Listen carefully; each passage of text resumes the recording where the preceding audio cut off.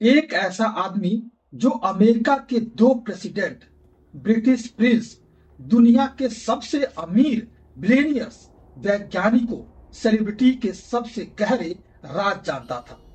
वो उनके private jet में उड़ता था, उनके प्राइवेट आइलैंड पर पार्टी करता था और उनके घरों में घूमता था।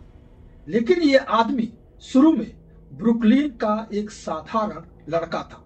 कोई कॉलेज की डिग्री नहीं, स्कूल टीचर से कैरियर शुरू किया, फिर अचानक अरबों डॉलर का मालिक बन गया। एक आदमी पूरी दुनिया के ताकतवर लोगों का गहरा राज जानता था। आपने सही समझा, मैं बात कर रहा हूं जेफरी एपस्टीन की। ये वही जेफरी एपस्टीन है जिसके भूत ने पूरे विश्व में तहलका मचा दिया है। ये सिर्फ एक आदमी की कहानी नहीं है, ये पावर, पैसे, कनेक्शन और इसकी छिपी हुई दुनिया की एक रहस्यमयी कहानी है।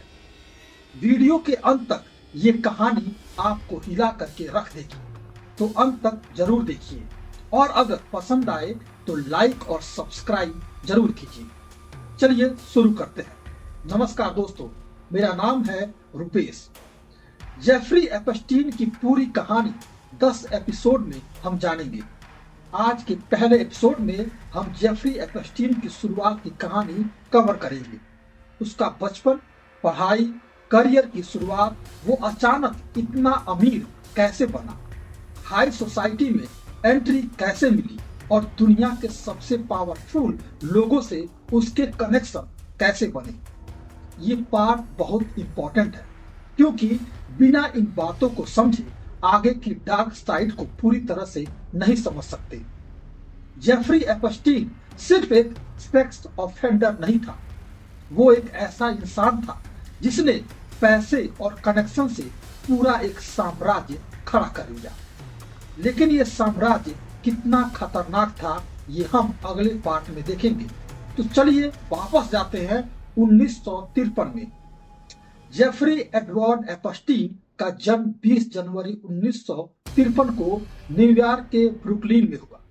परिवार मिडिल क्लास यहूदी परिवार था। पिता सेमोर पार्क डिपार्टमेंट में ग्राउंड कीपर थे। माँ पाउलिन स्कूल में पार्ट टाइम जॉब करती थी। वो कोनी आइसलैंड के पास सीगेट इलाके में रहता था। एक साधारण मेहनतकश परिवार था। एपस्टीन बचपन से ही बहुत तेज था, खासकर मैथ्स में। एपस्टीन ने 2 क्लास स्किप की और सिर्फ 16 साल की उम्र में लाइफेट हाई स्कूल से ग्रेजुएट कर लिया। फिर कूपर यूनियन कॉलेज गया, लेकिन वहां ड्रॉप आउट कर दिया। उसके बाद न्यूयॉर्क यूनिवर्सिटी में भी पढ़ाई की, लेकिन डिग्री पूरी नहीं की। यानी कोई कॉलेज की डिग्री एपस्टीन के पास नहीं थी। अब जरा ध्यान से सुनिए। 1974 में सिर्फ 21 साल की उम्र में एपस्टीन को न्यूयॉर्क के सबसे elite private school Dalton school में मैथ्स और फिजिक्स पढ़ाने की नौकरी मिल गई, बिना किसी डिग्री के। कैसे? स्कूल के हेडमास्टर डोनाल्ड बरार ने एपस्टीन को हायर कर लिया। डाल्टन स्कूल के छात्र बताते हैं Epstein fur coat, golden chain, open shirt पहन करके स्कूल आता था। वो दिखने में बहुत चार्मिंग और अलग दिखता था। कुछ छात्रों को लगता था वो लड़कियों के साथ कुछ ज्यादा ही क्लोज हो जाता था। डाल्टन में एक बड़ी ब्रेक मिली। एपस्टीन ने एक छात्र के पिता एलन एस ग्रीनबर्ग को इम्प्रेस कर दिया, जो बियर स्ट्रांस इन्वेस्टमेंट बैंक के सीईओ थे। एलन एस ग्रीनबर्ग ने एपस्टीन को 1976 में बैंक में जूनियर असिस्टेंट की जॉब दे दी। यहाँ से एपस्टीन की जिंदगी पूरी तरह से बदल गई। एपस्टीन तेजी से ऊपर चढ़ा, ऑप्शन ट्रेडर बना। 1980 तक एपस्टीन के कुछ दोस्त बन गए थे, लेकिन 1981 में एपस्टीन बैंक छोड़कर चला गया। कुछ रिपोर्ट्स में कहा जाता है कि अंदरूनी जानकारी के इस्तेमाल के शक में एपस्टीन को बैंक से निकाल दिया गया, लेकिन कोई सजा नहीं हुई। अब एपस्टीन ने अपनी खुद की कंपनियां शुरू की। एपस्टीन ने पहले इंटर कॉन्टिनेंटल एसेट ग्रुप नाम की कंपनी बनाई, जो खोए हुए पैसे रिकवर करने का काम करती थी। फिर 1987-88 में जे एपस्टीन एंड को, बाद में फाइनेंशियल ट्रस्ट कंपनी के नाम से जो जाना गया, उसकी एक स्थापना की। कंपनी ने क्लेम किया वो सिर्फ उन लोगों का पैसा मैनेज करता है जिनके पास कम से कम $1 बिलियन है। यहाँ से कहानी सबसे दिलचस्प और रहस्यमयी हो जाती है। एपस्टीन के सबसे बड़े और मुख्य क्लाइंट बने लेस्ली हर्बर्ट वेक्सनर, विक्टोरिया सीक्रेट और एल ब्रांड के फाउंडर थे, जो अमेरिका के सबसे अमीर लोगों में से उस समय एक थे। दोनों की मुलाकात 1980 के मध्य में हुई। लेस्ली हर्बर्ट वेक्सनर ने एपस्टीन को अपनी पर्सनल फाइनेंस का पूरा चार्ज दे दिया, यानी कि पावर ऑफ अटर्नी। मतलब एपस्टीन लेस्ली हर्बर्ट वेक्सनर के पैसे से प्रॉपर्टी खरीद सकता था, चेक साइन कर सकता था, टैक्स रिटर्न भर सकता था, यूं कहे कि वो सब कुछ कर सकता था। एप्स्टीन ने लेस्ली हर्बर्ट वेक्सनर के न्यूयॉर्क का सबसे महंगा मैंसन, जो आज $77 मिलियन का है, उसे खरीद लिया। इसके अलावा प्राइवेट प्लेन और ओहियो की प्रॉपर्टी हासिल कर ली। बाद में लेस्ली हर्बर्ट वेक्सनर ने आरोप लगाया कि एपस्टीन ने उनकी बहुत बड़ी संपत्ति और रुपए हड़प लिए, लेकिन तब तक एपस्टीन खुद को बहुत अमीर कर चुका था। एपस्टीन की मौत के समय एपस्टीन की नेटवर्थ लगभग 578 से $600 मिलियन थी, यानी कि रुपए में अगर बात करें तो 48 से लेकर के 50,000 करोड़ रुपए की संपत्ति थी। इसमें कैश, प्रॉपर्टी और निवेश शामिल है।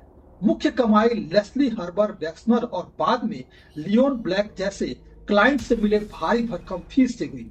संयुक्त राज्य वर्जिन द्वीप समूह में टैक्स ब्रेक का फायदा भी उठाया, लेकिन सवाल ये है, सिर्फ एक दो मुख्य क्लाइंट के साथ एपस्टीन इतना अमीर कैसे बन गया? कुछ रिपोर्ट कहती है कि एपस्टीन ने लेस्ली वेक्सनर की संपत्ति से बहुत ज्यादा फायदा उठाया, उनकी संपत्ति को और रुपयों को हड़प लिया, प्रॉपर्टी ट्रांसफर करवाई और हाई फीस चार्ज की। कई लोग कहते हैं ये सिर्फ फाइनेंशियल सर्विसेज नहीं था, लेकिन ये रहस्य आज भी बाकी है। अब जरा ध्यान से सुनिए, ये कहानी काफी खतरनाक मोड़ लेती है।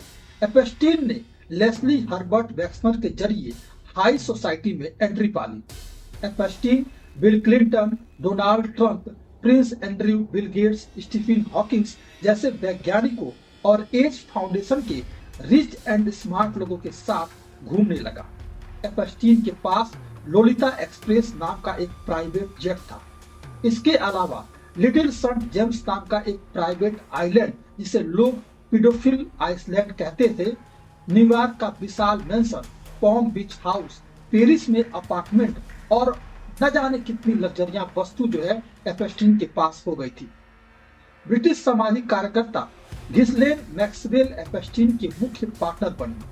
वो एलिट सर्कल में एपस्टीन को इंट्रोड्यूस कराती थी। एक तरफ एपस्टीन खुद को मनी मैनेजर कहता था, दूसरी तरफ एपस्टीन क्लाइंट्स की लिस्ट कभी पब्लिक नहीं हुई। एपस्टीन अमीर कैसे बना, ये सवाल और रहस्य आज भी नहीं उठ पाया है। कुछ लोग कहते हैं ब्लैकमेल, इंटेलिजेंस कनेक्शन जैसे कि मोसाद और CIA, लेकिन पक्का सबूत कम है। असल में मुख्य रूप से लेस्ली हर्बर्ट वेक्सनर और कुछ अन्य अमीरों से मिले पैसे और फीस से एपस्टीन की दौलत बनी। एपस्टीन ने दिखा दिया कि पैसे और कनेक्शन से कोई भी सिस्टम में घुस सकता है, चाहे बैकग्राउंड कुछ भी क्यों ना हो। दोस्तों, ये कहानी सिर्फ पैसे और पावर की नहीं है, इसके पीछे हजारों युवा लड़कियां थी, कई 14 से लेकर के 17 साल की, जिनकी जिंदगी एपस्टीन ने बर्बाद कर दी। ये लड़कियां मसाज के नाम पर एपस्टीन के पास बुलाई जाती थी, फिर उनका यौन शोषण होता था। ये एपस्टीन की चंगुल में फंसी लड़कियां कई सालों बाद भी तनाव, डिप्रेशन और ट्रॉमा से जूझ रही हैं। कुछ ने आत्महत्या कर ली। एक पीड़ित ने कहा, मेरी जिंदगी 2 हिस्सों में बट गई, पहले और बाद में। सिस्टम की नाकामी यह है कि इतने सालों तक पावरफुल कनेक्शन की वजह से एपस्टीन बचता रहा। पैसे और रिश्ते न्याय को अंधा बना देते हैं। ये सिर्फ न्यूज नहीं, ये उन हजारों लड़कियों की कहानी है जिनकी आवाज दबा दी गई, हम इंसान हैं, हमें महसूस करना चाहिए कि ये हमारे समाज का दाग है। तो दोस्तों, एपस्टीन की ये शुरुआती कहानी सिर्फ शुरुआत है। अगले एपिसोड में हम जानेंगे वो डील 2008 की वो स्वीट हार्ट प्ली डील के बारे में।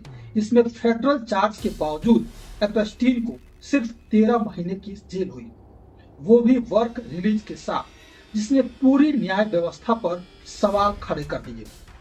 अगले एपिसोड में हम जानेंगे कैसे बच्चों और युवतियों को तस्करी करवाता था एपस्टीन, घिस्लीन मैक्सवेल का रोल और वो राज जो एपस्टीन जानता था। क्या सच में न्याय सबके लिए बराबर है? ये एक सवाल है। एपस्टीन के मामले में तो ऐसा ही लगता है, या पावरफुल लोग हमेशा बच जाते हैं। ये कहानी अभी खत्म नहीं हुई है। कमेंट में बताइए आपको सबसे ज्यादा क्या हैरान किया। अगले पार्ट के लिए बेल आइकन को दबा लीजिए। धन्यवाद देखने के लिए। सतर्क रहिए, सच्चाई की तलाश जारी रखिए। नमस्कार।